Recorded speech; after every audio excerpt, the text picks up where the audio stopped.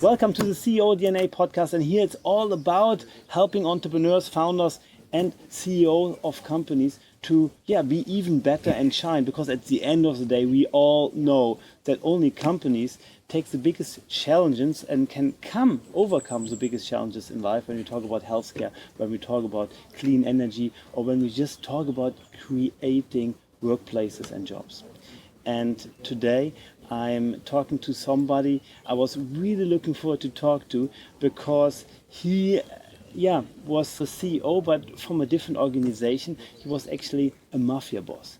And he's the only mafia boss I know who is not in the mafia anymore, but is still alive. And that's why I'm super happy to talk to him. Welcome, Michael Franzese. Thanks for having me. Appreciate it. So what is a good CEO for you?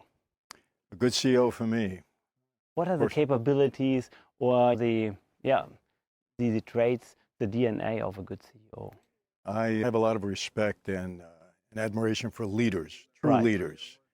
And it really has to be a leader. And just because you have that position doesn't mean that you're a leader. I say that a boss isn't always a leader. A supervisor isn't always a leader. True. The person becomes a leader when people willingly want to follow that person. And I think that's very important in that position, where he inspires people to follow him. He motivates people to work hard. Right. And he has vision. Yes. Leader has to have vision. And so those are the main qualities I see.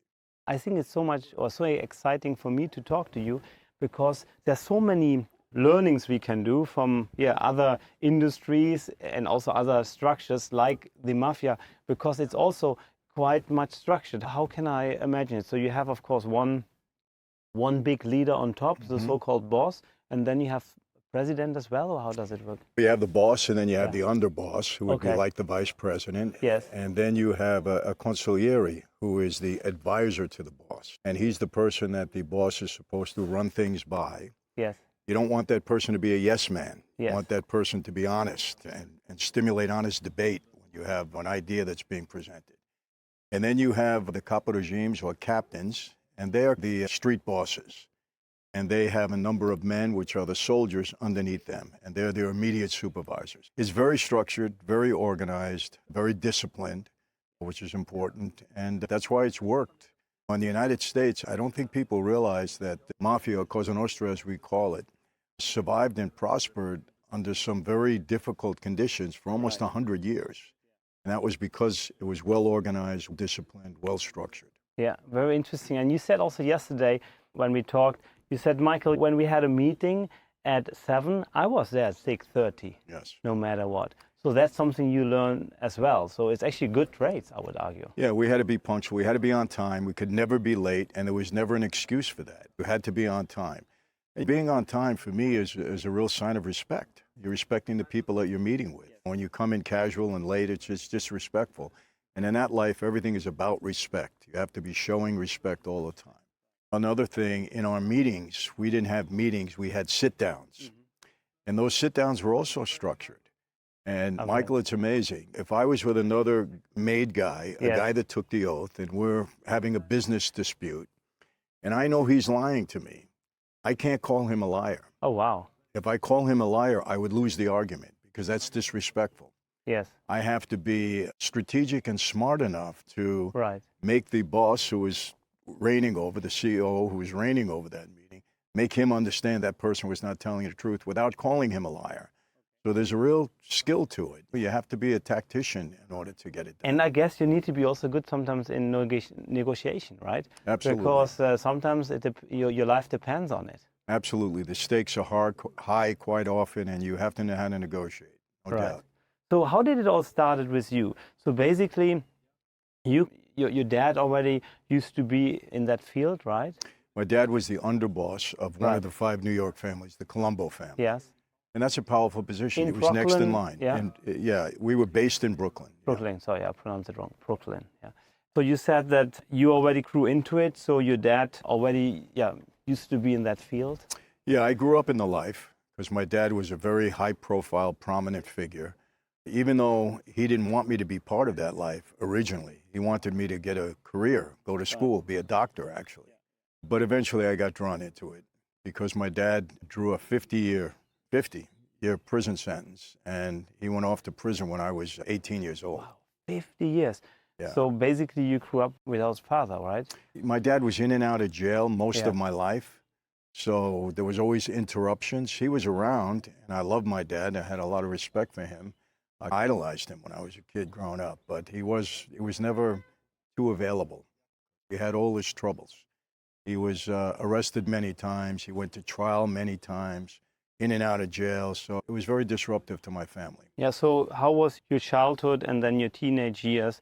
Were you never thinking during that time, okay, maybe I could also do a normal job? But no, you said, no, I want to take over my dad's legacy? When my dad went to prison, I thought I needed to help him out to Right. get out of prison, Yes. because 50 years he would have died in there. True. And my dad thought the best way for me to help him was to be part of his life. Right. So that's when he proposed me. I was 19 for membership in the life. Wow. Yeah. So how does it work when you go into, they call you into a room and said you want to be part of it? Because whether you're in and then you're in, right? So it's basically, so how does this whole ceremony look like? It's a very serious ceremony. Right. I was 23, 24 years old 24 actually, when I got inducted into that life. And there were 6 of us that were inducted that evening. It was in October of 1975. And we went into a room individually, and we actually took an oath. Wow. Where they cut my fingers, some blood dropped on the floor. They burned a picture of a saint in my hands. And they said, if you betray this life, you're going to die and burn in hell like the saint is burning in your hands. Do you accept our life? Right. And I said, yes, I do. That's how it started. And did you notice at that time what your commitment is about? That you say that life, that I will not get out of it. You did now, but at this time you thought that's it. Yeah, I understood it was a lifelong commitment to me at that point. I did it willingly. Yeah, you went through the career, and also when you read some of your books, then it says also that at one point people even thought you would start your own group. Family, yes. Family, it's called family, okay, so yeah, your own family around it. But at one point, then how did it continue that you ended up to say, no, I want to be out. I don't want this anymore. What happened, I had a lot of success in that life. When I was rising in the ranks, I was a capo regime or captain. My boss appointed me a captain at that point. And what really happened, I became a major target of law enforcement. I was arrested 18 times. I was indicted, charged with crimes 7 times. I had 2 federal racketeering cases and then 1 state racketeering cases and 4 other charges. So I went to trial 5 times. And what happened, Michael, when the racketeering law came into effect in the United States, it was devastating to that life. They were putting people away for 100 years, 200 years, 150 years. I was one of the youngest guys. So I figured when I went down, they were going to give me 300 years. I would never come out of prison alive. So I saw it was very devastating. A lot of guys were becoming informants. They were turning on the life to stay out of prison. So I knew it would just be a matter of time because I was so high profile. And that's when I decided to start to get out. Yeah. You said mafia is a way of life. Yes. Actually, you don't like the word mafia. I like Cosa Nostra. I just don't like mafia. I don't know why. Okay, good. Then I will. And it's like a company. You had your own rules, your own guidelines in a way. Yes. And people were living on it. They committed to it no matter what. So what were your learning curve during that time? Also, what we as CEOs or founders, entrepreneurs can learn from. So set your own guidelines, get the commitment from the people. Is there something else where you say, okay, that could be something what... I think respecting authority and being disciplined, vital to any organization. You have to learn how to accept authority in life, no matter who you are. And if you're a CEO, you have to know how to administer authority, but respectfully. You have to make people, again, you have to motivate them to want to follow you and to want to adhere to your company policy. Right. So I think that's a tremendous quality. And sometimes you're walking a fine line with people to do that. But it's a skill, and those CEOs that really survive and prosper, I think that's a skill that they should have. You want people to, hey, I love this guy. I want to follow this guy. I want to make this company better. I want to do my job. And in that life, the same thing. You have to, the consequences obviously are very severe. Yes. Very life-threatening, yes. Yes, they could be life-threatening. For instance, we are told straight out when we come into that life, you never, ever disrespect another man's wife, daughter, sister, relative. If you do that, quite honestly, Michael, you die. Yes. very serious. And I had actually a very dear friend of mine who was killed as a result of that. We couldn't deal with drugs. During my era in that life, we weren't allowed to deal with drugs. You dealt with drugs, you die, very possible. So we don't want to be that extreme, but I think people need to understand they have to obey the rules and they have to do what's best for the company. And it's the CEO's job to make sure that happens. Yeah, for sure. Good point. Thank you for that. And so you made a good career in the Mafia. So basically, what were your capabilities to make it so good there? What were the... There are certain advantages to being in that life, but you have to know how to take advantage of that. Right. And those of us that did were able to go on and be very successful, make a lot of money. And so I understood the life afforded me certain advantages, and I took advantage of that. And as a result, I made a lot of money.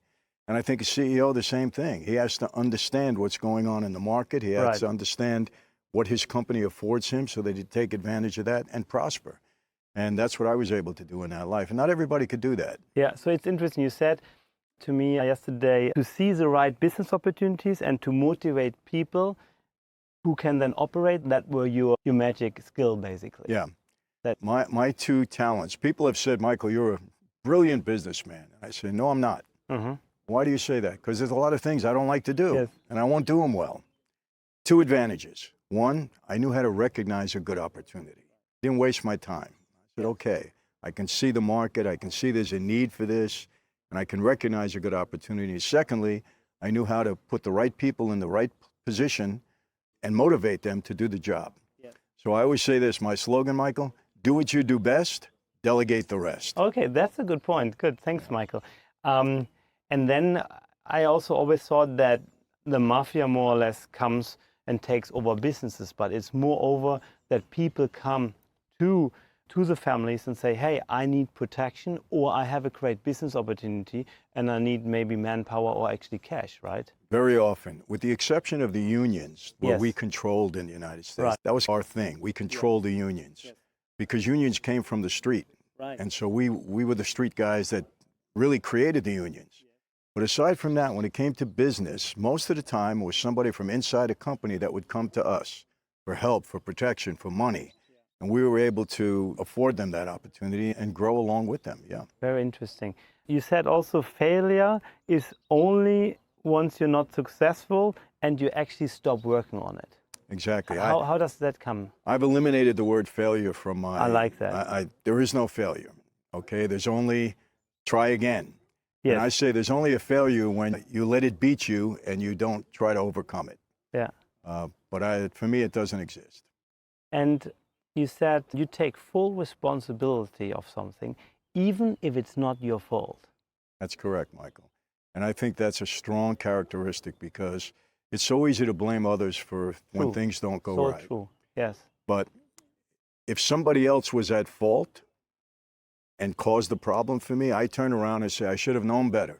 Right. Why didn't I see that in this person? I missed this character trait.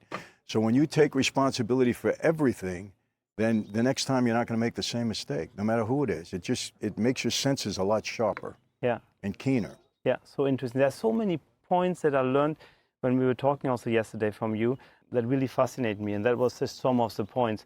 But then there was also one moment when you talked about when you went out of the whole system and you said, no, I want to start a different life. And basically you met your current wife at this time. You told already earlier you were arrested 18 times, if I recall. And so at this point you were in jail and you were just fed up with everything because also the government treated you quite tough. They took you on a tour to different jails. Is that correct? Yeah. The government was trying to get me to cooperate against my former associates. So the way they do that is they give you a very hard time. And after I took my plea and went to prison, wasn't enough punishment. They wanted to punish me while I was in prison. Wow.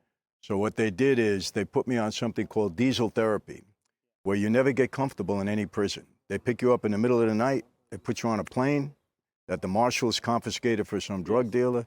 They ship you to another prison you don't know where, and they put you in solitary, and you're there for 3 days, a week, 2 weeks. Boom, they take you out again and ship you somewhere else. Your family doesn't know where you are because for security reasons, they won't tell them. So you can't get a visit. You can't hardly get a phone call, and you don't know where you're going to be the next day. And it's the worst. It's even worse than being in solitary. Wow. Worse. Because those prisons are hard, are tough.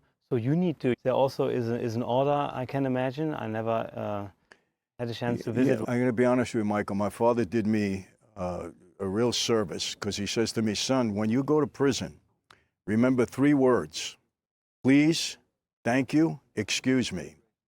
The reason being, all the guys in prison that never got respect on the street, they want all the respect in there. So if you bunk into somebody, oh, excuse me, sorry. Otherwise, they take it like you're disrespecting them. You want to cut in front of somebody on the line? Please, do you mind if I get here? Somebody hands you something, thank you. Because then, he's respecting me. Right.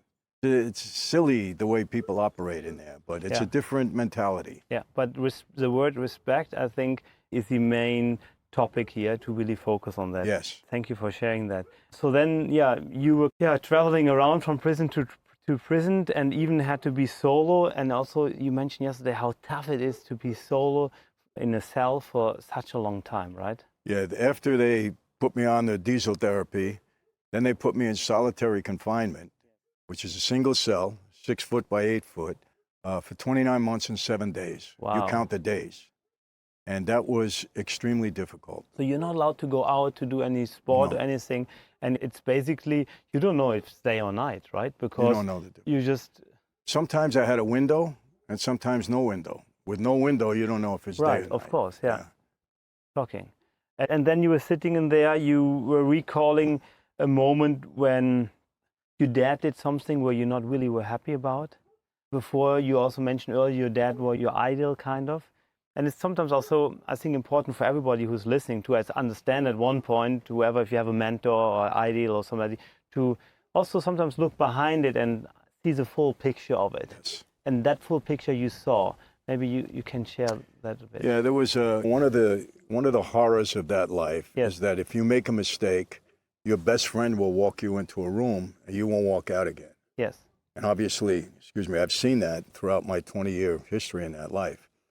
And I had that situation when it was thought that I was trying to break away and start my own family, which was not true. It was just a newspaper article. There was no truth to it. And in that meeting that night, my father really disappointed me because in a way he betrayed me. I understood. I still love my dad, but it was very disappointing. It was heartbreaking for me what happened that evening. And because you learned from somebody else who was close to you, who actually walked you into the room, and you like pulled him aside and said, hey man, I thought we are like best friends for life, we know each other so long. And then he said, look, you should talk to your dad, or your dad did not talk positive. Am I allowed to mention that? He told me my dad did not stand up for me that night. He didn't support me the way he should have, which could have been very dangerous because my father had a lot of authority. He had a lot of respect as an old timer. And that was life-changing for me. It was one of those defining moments in our life, Michael. Even when you sit here, you think about it, we all have these defining moments that just change the course of our life or change the way we think or have such an impact on us that it's life-changing in a way. This was a life-changing experience because when I learned of what my father did, what I said to myself is, guys, if this life can separate father and son, what do we really have here? That was like the nail in the coffin for me. And it wasn't until 2 years later, I never mentioned anything to my dad, but 2 years later when I met my wife, who's now my wife of 39 years, that's when I made the decision I got to walk away. I have to try. Yes. You said, I'm going to walk away. You had one more time that the government took you into a prison. You had a very down moment. You told your wife when you went to prison, don't worry about it? Or what was the saying you said? Yeah, my wife doesn't like me to say, I'm a very optimistic guy. Yes. I always say, don't worry about it, I can handle everything, no problem. The government was investigating me when I was out on parole. I had made parole, and she got a little nervous. I said, don't worry about it, it's gonna be okay. The next morning I was locked up. Okay. Yeah, and I did another 3 years in prison. So she said, don't ever say, don't worry about it. Okay. Yeah. And then you were again in prison, and you were looking quite down because you were in solitary cell. It was the first night in solitary. In cell, and you said, oh my gosh, I really hate it. The police officer outside saw you and said, is everything okay? You said, go away, leave me alone. and then he dropped something. Yeah. Into And then yourself. it was the worst night of my life because the government had said, you'll never come out of prison alive. They were very upset with me because I wouldn't cooperate. So they took all the hope away. Everything. Said, you're gone. They went into the bank, took all my finances. Wow. They leaned my bank accounts. They took my car. They went to my house with a search warrant and took money out of my wife's purse. Left her with nothing. We had 2 little babies. Oh, wow. Nothing. And they said, you're going away for the rest of your life. So it was a bad, Michael, as a CEO or COO, the one thing, you never want to lose control. And I was always a very confident guy in my own ability. And that night I felt, I'm done.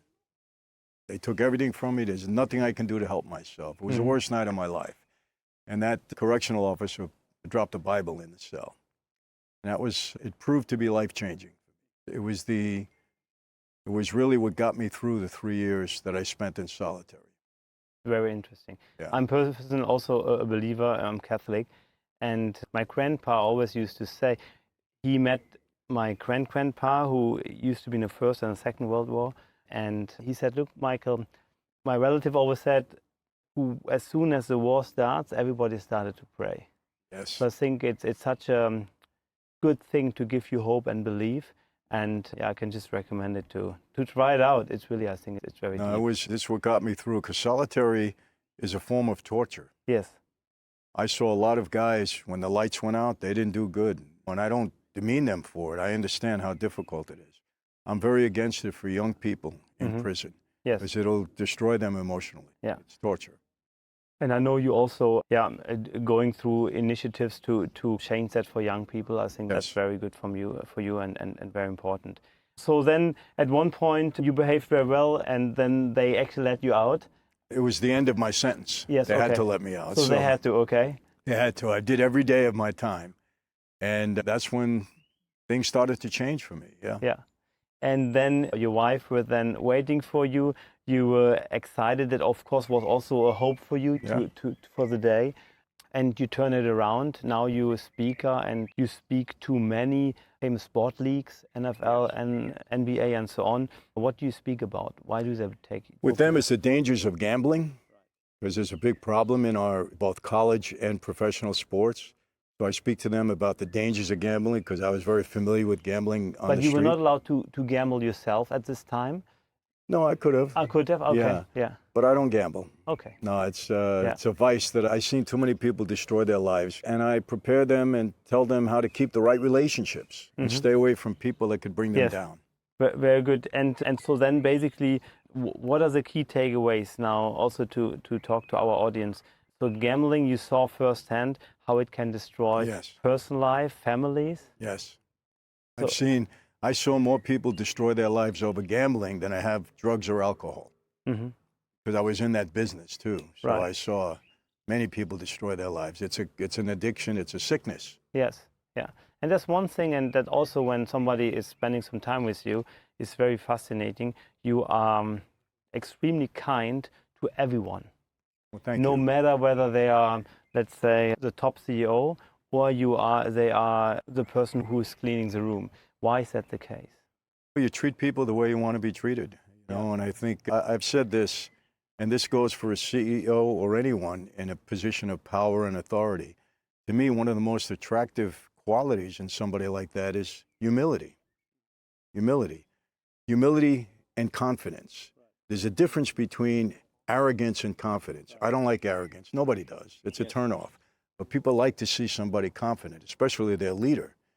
And to be humble and treat people the right way and to be confident in your ability is a winning combination. Yeah, and also you said it as well, it makes you strong. So I think it's just very good as well. And that's also something we can learn from your past, is that you have then a community, and also people want to follow a community and a leader who they can trust and look up to, right?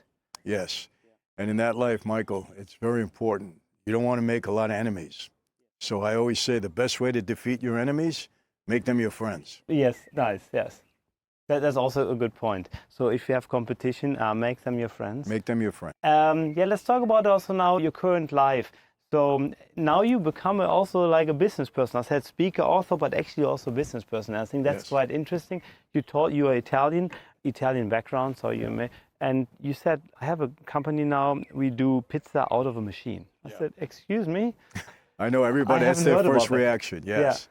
It's actually a micro vending machine. Okay. And it's amazing because our pizza is a special pizza that fits perfectly and comes out of this machine like it came out of the oven.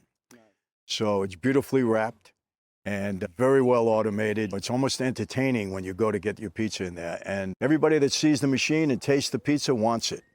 Hotels, casinos, colleges, airports.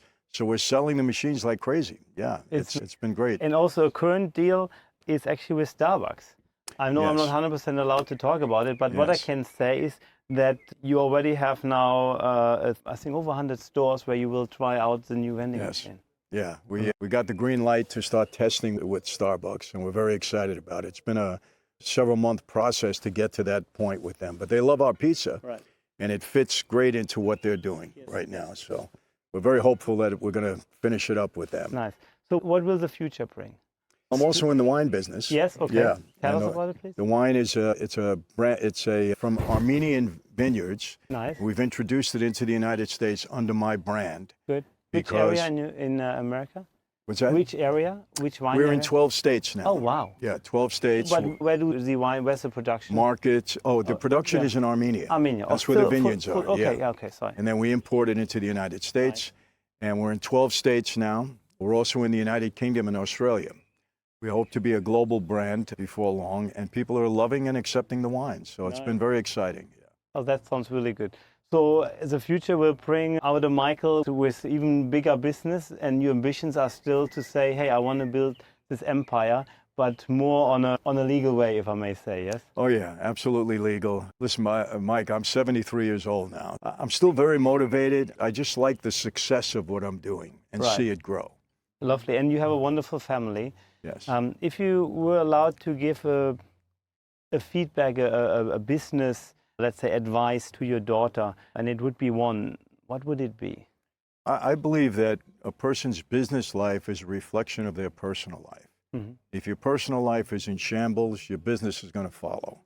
If your personal life is in good shape and you're a bit innovative, then your business is going to follow suit. So I tell my children, I have 7, I tell them all the same thing. Always make sure your personal life is ordered. Don't neglect that for business. Put your work in, but give your time to your family, give your time to your personal life, keep everything in order, and then you can tend to your business properly. And that's what I've told all my children. So far, they've followed that. Okay. Michael, it was an honor to talk to you today. Thank you so much. My for pleasure, your time. Michael. Thank you very much. Thank you. Warte nicht auf deine Zukunft. Erschaffe sie. Der Countdown läuft. Worauf wartest du?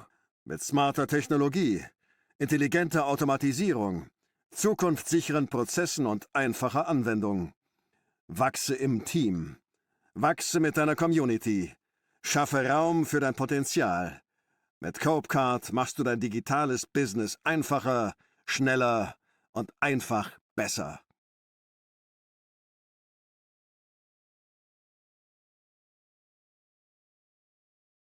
Warte nicht auf deine Zukunft.